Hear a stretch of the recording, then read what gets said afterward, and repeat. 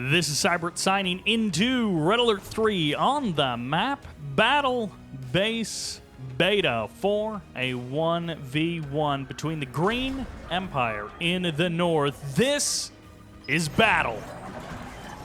He may have another nickname, but the in-game name is Battle, and that's a pretty generic name. But in the south, we have, as the Purple Soviets, this is Toolman. I believe one of the Chinese players, and if my memory serves me, quite a good Soviet player indeed. It's BattleBase Beta. It's an Empire versus Soviets 1v1, and it's a battle for the middle of the map. Couple of bears getting cemented there by that dojo core, but the other bears will be cleaned up by the Imperial Warriors. In the middle of the map will go to the Soviet player, who is also playing as a bit of a smurf, 114514, which I know some people have said may be something to do with like a Chinese online ID. I don't know. But it's Toolman playing Soviets. It's Battle playing Empire. Toolman versus Battle, who may be Gary Battle, but I don't know. At any rate, I'm excited to be back for a quick stint here before more holiday travel. I was sick, and then I was traveling for work, and now I am back, and soon to be gone again. It's nearly Christmas here, and whether or not you celebrate Christmas, I will be traveling for it. And is this Soviet engineer going to have himself an early Christmas and get an oil derrick away from his opponent? That would be a pretty amazing thing to have happen. And what a joy this Christmas season for Toolman to enjoy. Third Refinery going to be coming up. Double oil derrick for Mr. Toolman. Going to be keeping his income a little bit higher than it otherwise would have been. Feels like a slow build from our Empire player. Feels like a late Mecha Bay. Feels like not a lot of Tengus at this point. And there may eventually be an engineer popping on out from this barracks, but I think it's going to be a minute before it can actually jump into that oil derrick. Okay, yeah, you don't want to do it. You don't want to pop that engineer too early. But these Imperial Warriors are eventually going to chase down those conscripts. They don't get either of them before they get into the building, although they may have just barely sniped one. And no third refinery from our Empire player. So it's straight to Tier 2. Meanwhile, it is going to be a very lazy transition into War Factory, into Super Reactor for our Soviet players. So much has been focused on this early infantry game. Lots of dojos, and this bear is going to be going for a race. But no, the bear will get sniped by the Tengu, and the engineer jumps inside of the building for safety. The bear just trying to cause maximum annoyance. Look at this Tengu trying to circle that building, and eventually will go down. Striker is here. Looks like going to be flat cannons the choice instead of bullfrogs for Toolman. He is going to be getting us into a weird place for a Soviet versus Empire 1v1. The engineer still has not captured either one of the Soviet oil derricks. One of them is certain to fall relatively soon. Okay, finally we do have some bullfrogs on out, but we also have a super reactor finished up for our Soviet player, and the first hammer tank only now emerging. The engineer will get a little bit of a hit back by capturing that oil derrick, but that is a small transaction to even out the playing field. It does feel like Toolman has had major control of this game, and it looks like Battle is going to start to take some of that back. An additional super reactor, although that was certainly either a misclick or a fake out, one way or the other. Imperial Warriors going to try and clear out that building. Tengu and a Striker nearby on the front lines. This third refinery is going to be under harassment. Sentry gun will get canceled. Engineer will be able to pop into the second oil derrick. So Battle, rough start, but transitioning into a weird, chaotic game. Imperial Warriors, Tank Busters, Tengus, and Strikers going all over the map. Going to be going down to the water location and making sure that our Soviet player has not secured that location. Buildings on the low ground going to be getting emptied of all Empire infantry. Meanwhile, down, scraping the bottom of the barrel. Economy-wise for both of these players, pretty much zeroed out their bank accounts this holiday season. We all know that Christmas shopping can be quite expensive, and it's down to just one hammer tank, which is taking a lot of damage from those tank busters. It's going to be a break into the main base. Toolman is going to be down one refinery in a mere matter of moments, trying to save it with some walls, but not enough time, not enough money in the bank. Cancels that, and it will be the airfield, the next target for this Soviet player. Trying to body block, trying to get some additional time, and that roar was absolutely amazing as the hammer tanks come in for the crush. The Bears clean out everything else, and it's going to be the Tengus on the ground to finish the job, and they can get the kill, but it's going to be the Toxins to eliminate the rest of those tank busters underground. A magnificent play from both players, the back and forth. The exact mismatch of moves from both players to counter each other very well. Both of these guys suddenly coming alive in the later minutes of this game. The early minutes, maybe a little bit lazy, maybe a little bit sloppy, but these boys have come alive and they are bringing a show to our door this holiday season.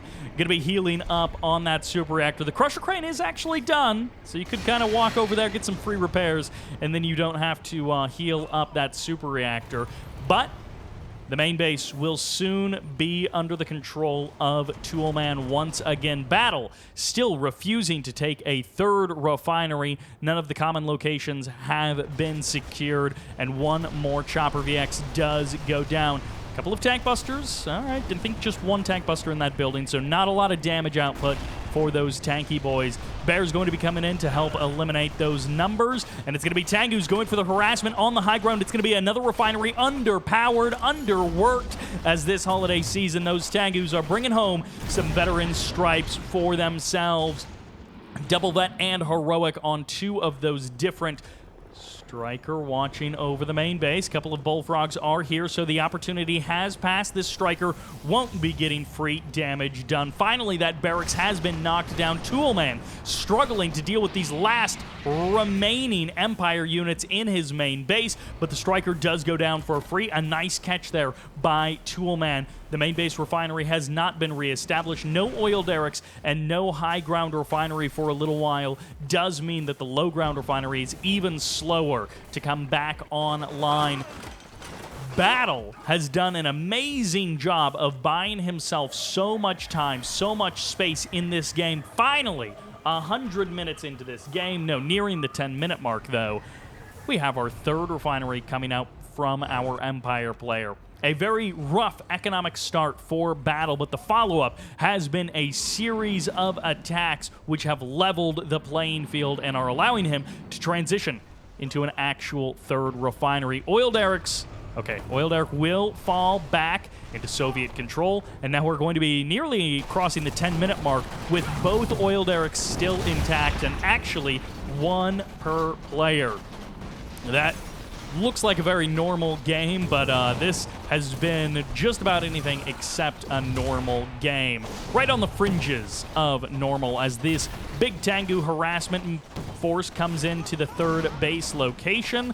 Ooh, that's a fourth out on the water, and that's going to be a flak and a Tesla started immediately. So Toolman, he wants to hold on to that naval location, and he thinks he's going to be able to do it with the help of a couple of base defenses. Flak cannon is going to take a touch of damage. The sentry gun was easily dealt with by those Tengus, and now it's going to be tank busters and Tengus going for the harassment once again. Better switch over into your adaptive armor mode. Nice body block there by that reactor, and it's going to be a delay reactor, so it will... Oh, I thought he had it manually paused. Like this one, I think, is manually paused just to absorb those extra couple of shots, give Toolman a couple of extra seconds to come online, and there, the reinforcements, or the buildings in the south, have low power moded this refinery, and there goes that harvester. All this defense, all this juggling and walking around, and at the end of the day, the harvester dies anyways. Toolman is not able to keep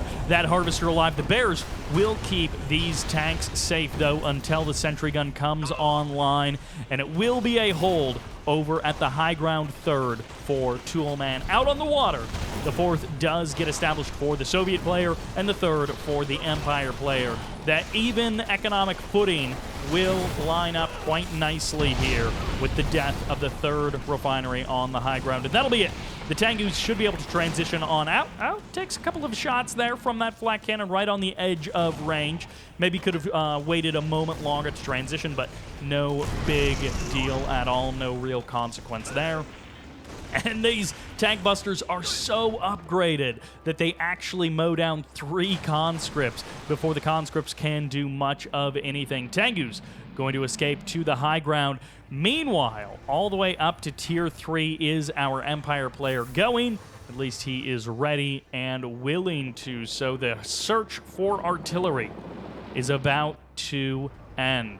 Meanwhile, I don't think we have a battle lab. We do have an additional engineer. I would love if Toolman went for the capture on his opponent's oil derrick once again. I'm not sure what his plan is for that engineer. These tank busters on the high ground causing some real problems, some real havoc for Toolman. And battle, I don't know who this guy is. I suspect someone in the comments might be able to tell me. I suspect that this game was played on the Chinese server, so his name wouldn't show up in the Revora database.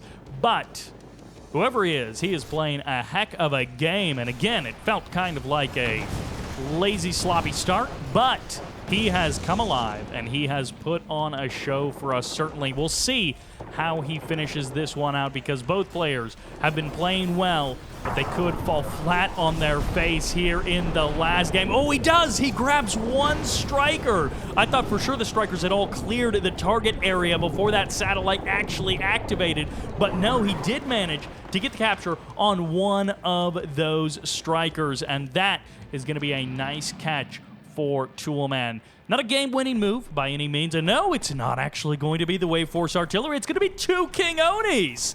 I didn't know you could build such units as a King Oni. And we're back up to 4 refineries for our Soviet player.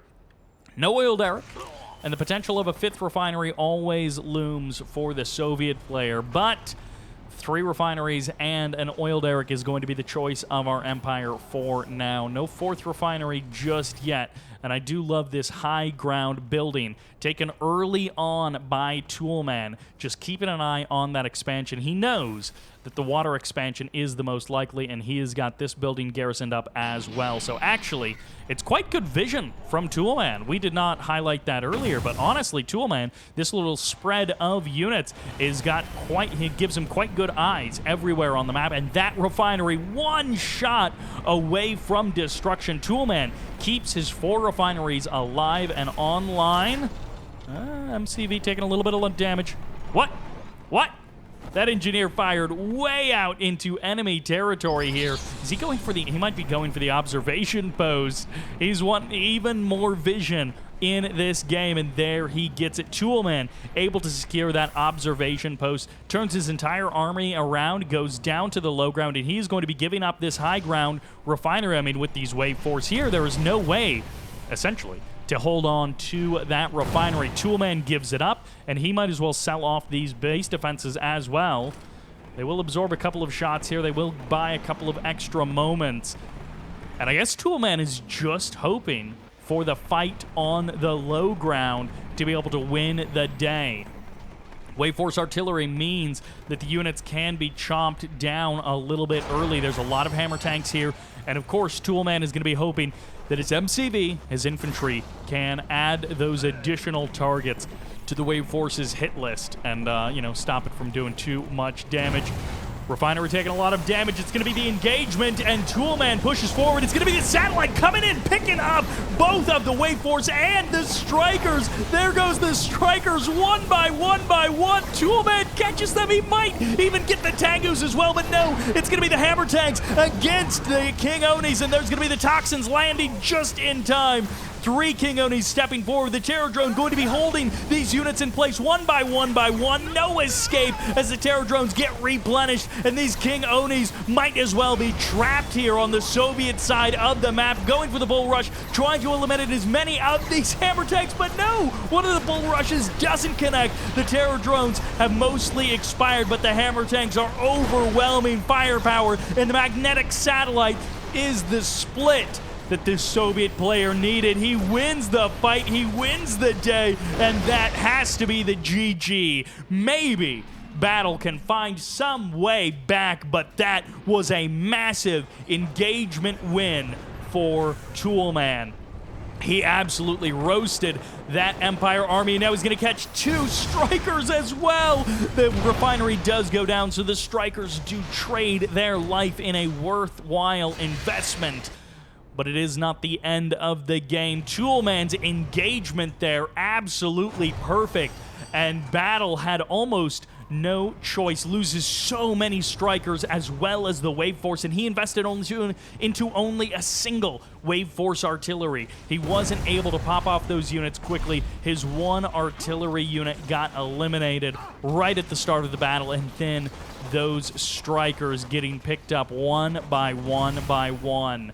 Battle makes a critical mistake, and that is going to be the end of his army. He's gonna maybe find a way to build a second army, double Wave Force artillery. Another King Oni heads to the high ground. It feels like Toolman, who was maybe behind on the technology front, has just had so much time to rebuild an army that was hardly defeated anyways. It feels like at this point he should have gone into airfield at some point, gone Twin Blades as well, maybe a couple of MiGs also, just to make sure that the Bullfrogs aren't the only thing shooting stuff down in the sky. But in this case, Toolman just took that last engagement, which should have been a much more even fight or even a crushing victory for our Empire player, and turned it into a victory for himself. Refinery is going to go down. Well, bye-bye Refinery once again. The Barracks is going to hold on to the build radius if this MCV moves away from the front line, and it's going to be the satellites once again. Somehow, Toolman and Dimon earlier this year, but Toolman finding huge value, and these units are actually trapped. They're in a corner, and that is going to be only so far that you can run. The King Oni gets picked up, and the entire army gets eviscerated, lifted into the sky a mile high, and into space. 60 miles from the corner, they are hovering above the head of this army. And where are the Bullfrogs now? You might be able to pick up a couple of deaths here. You might be able to pick up a couple of kills, but Battle has been completely routed, as he actually is going to get two hammer tanks there before the Bullfrogs arrive. And that was a crushing defeat once again for Battle. Toolman, it feels like at this point, he should just be able to walk over this game. He is rebuilding that 4th refinery. Still no airfield, still no Twin Blades, still no MiGs. But it's literally just Tengus on the other side of the map. Main base expansions are going to run dry very momentarily here, and that is going to be pretty much the end of the production for this 3 refinery Empire player. Toolman has absolutely crushed it. 3 engagements in a row with hammer tanks and bullfrogs. The Battle Lab now coming in. The potential of, oh, it's actually going to be a sickle going for the kill here. The toxin drop on these units, I mean, it's not a upgrade that we see very often, utilizing that like sacrifice mode for the unit, but hey, it's actually worked out really well here for Toolman. He has used it strategically. Again, it feels like Dimon used some of this stuff earlier in this year that was less popular and is showing Soviet players getting a ton of value. He used Magnetic Singularity as well, and now it feels like Toolman has found the exact right move, but it's going to be a Eureka, the last-ditch effort, perhaps, of this Empire player. Battle is going to be able to maybe get the kill on this I don't know, fourth refinery out on the water, third or fourth, and that tier 3 dojo is the one that's on the high ground. It's quite exposed, so once this Yurii finds the kill, oh, it's going to be a terror drone as well. A perfect move to help secure that location.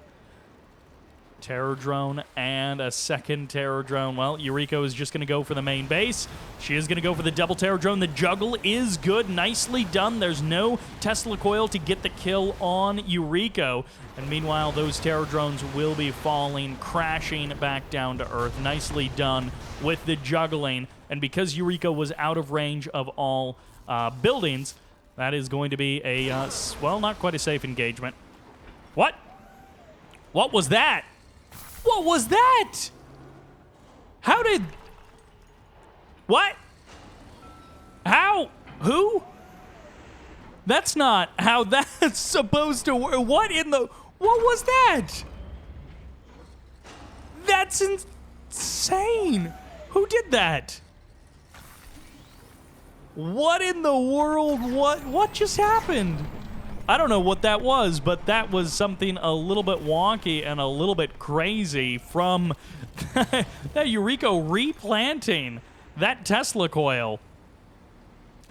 The terror drones are, you know, supposed to kind of distract the Yurii, and the Tesla coil gets the kill nicely there, but, I mean, it ended up working out. The Tesla coil gets the insta-kill anyways, and that refinery once again gets shut down.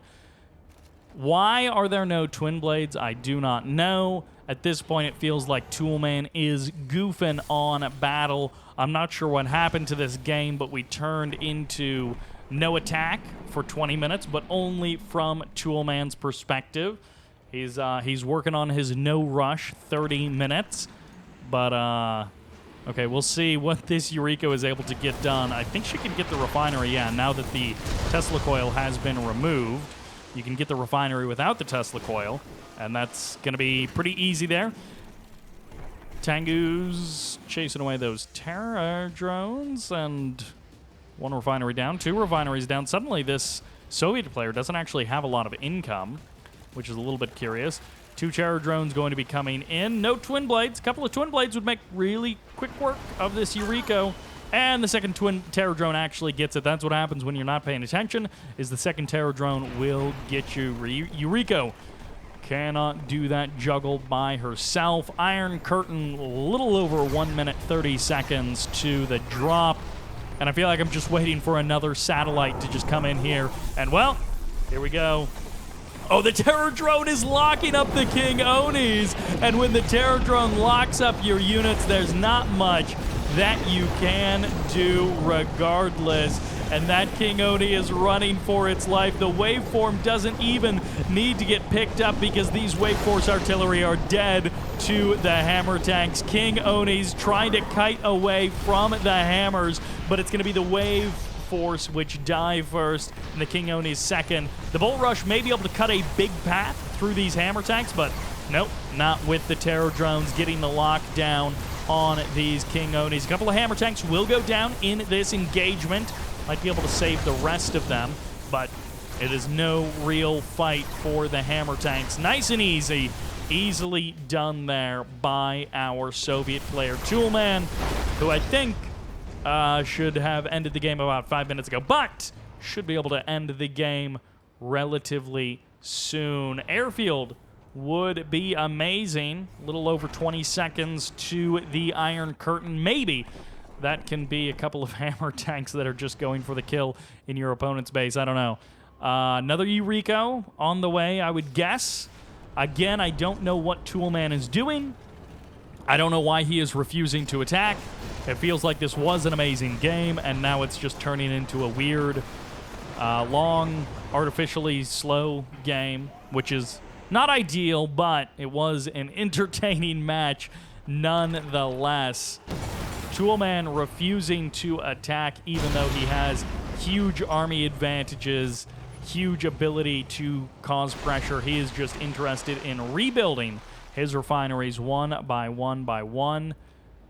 Yuriko either canceled or wait a second. Okay, that's a sudden transport. That's not a Tengu. That's a sudden transport going for the escape. And it's going to be Yuriko looking for... Actually, Yuriko could get insta-gibbed by the Iron Curtain. We'll see. Wait, what is this? Oh, there's a Sputnik. Why is there a Sputnik? These guys truly goofing on each other, truly doing nothing of consequence. Couple of Terror drones here. MCV could get grabbed. This is far enough out that the Yuriko trying to get an extra couple of seconds here, but it's going to be the kill on Yuriko, and it's going to be the Iron Curtain for the murder of that psychokinetic little schoolgirl. And, of course, I do like the attempt of the Emperor's Rage on the melee unit, because Emperor's Rage, of course, slows down the units, which means Yuriko can survive a couple of extra seconds. It takes the Terror drones a couple of extra seconds to close the gap. I mean, the Bull Rush still could cut through these hammer tanks if you took the worst engagement possible, but I guess Wave Force Artillery... Oh no, not again.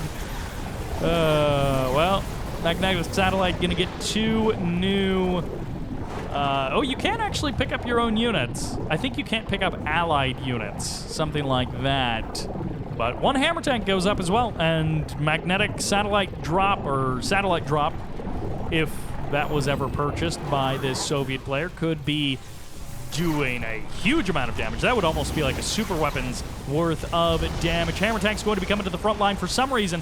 They are engaging in the worst way possible, a mix of targeting every single unit and structure, and the hammer tanks, for whatever reason, were basically just doing nothing in that engagement. They just ran up to those units. They were leeching down this building, doing all kinds of nonsense, and battle has been defeated. It's a GG that was on the way for the last 5 to 10 minutes of that game, but an entertaining first 10 to 15 minutes for sure. Battle getting pushed around in the second half, and Toolman showing the power of that magnetic singularity, or a magnetic satellite, as that cornering of the King Onis and the Wave Force into the corner on the high ground, that was legitimately a really good usage. Some of the other ones, a little bit goofy because the game had gotten weird at that point, but that will do it for this game, for this video. Thank you all very much for watching.